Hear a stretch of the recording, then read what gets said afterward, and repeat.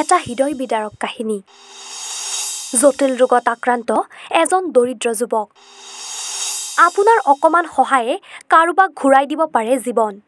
আজি আমি কম এজন যুৱকৰ কৰুণ কাহিনী, যি কাহিনী শুনিলে চকুলো টুকিব আপুনি।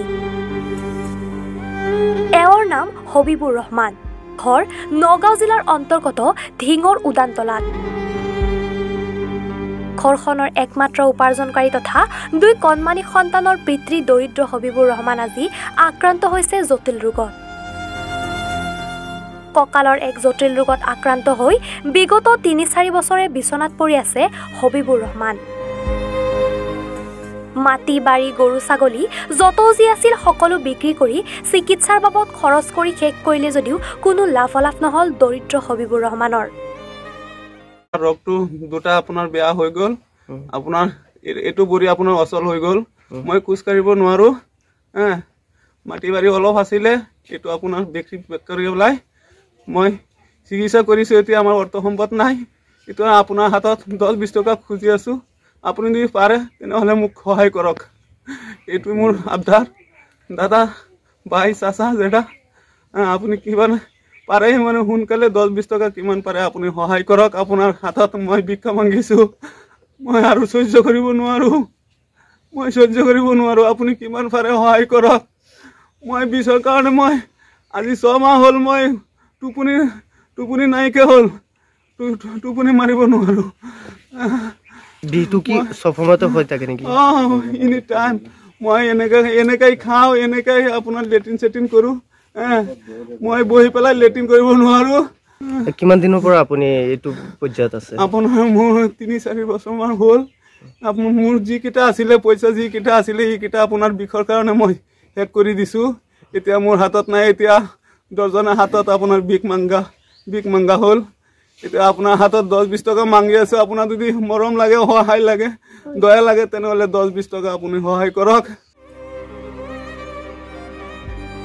হবিবুৰ ৰহমানৰ আছে বৃদ্ধ পিতৃ-মাতৃ, পত্নী আৰু 2টি কণমানি সন্তান। ঘৰখনৰ একমাত্ৰ উপাৰ্জনকাৰী হবিবুৰে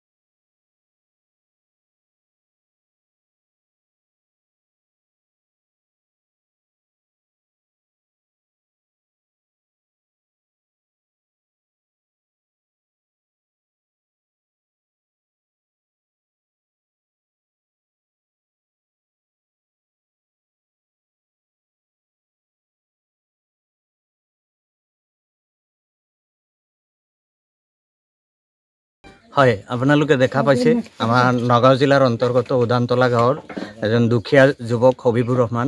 তেখেত প্ৰায় 2 বছৰ ধৰি কঁকালৰ জটিল ৰোগত আক্ৰান্ত হৈ আছে। এতিয়া ডক্টৰৰ পৰীক্ষাত ধৰা পৰিছে যে তেখেতৰ কঁকালৰ হাড় বাঢ়ি গৈছে।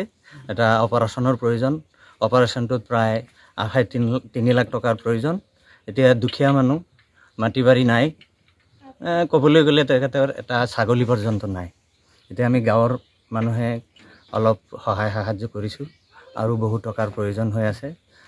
এতিয়া ভিডিঅ' চোৱা যিসকল সদাশয় ব্যক্তি আছে, আপোনালোকে যদি দুখীয়া বুলি ল'ৰাজনক সহায় কৰিব বিচাৰে, স্ক্ৰীণত নম্বৰ দিয়া আছে। আমি সমূহ শ্ৰোতা দৰ্শকক এই ল'ৰাজনক অলপ আৰ্থিক সহায় কৰাৰ কাৰণে অনুৰোধ জনাইছোঁ। আপুনি যদি সহায় কৰিব বিচাৰে তেন্তে হবিবুৰ ৰহমানৰ ফোনপে' নম্বৰ 9085729332 আৰু ধিং SBI বেংকৰ নম্বৰ 4118135505 নম্বৰৰ জৰিয়তে সহায় কৰিব পাৰিব আপুনি। ধিঙৰ পৰা ছাইদুল ইছলামৰ ৰিপৰ্ট, এনি ভাৰত 24।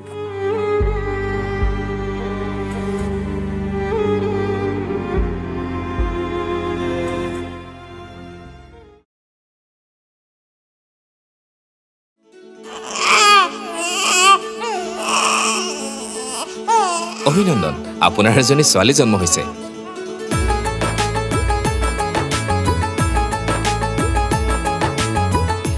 সিপাহী এজনী পৰি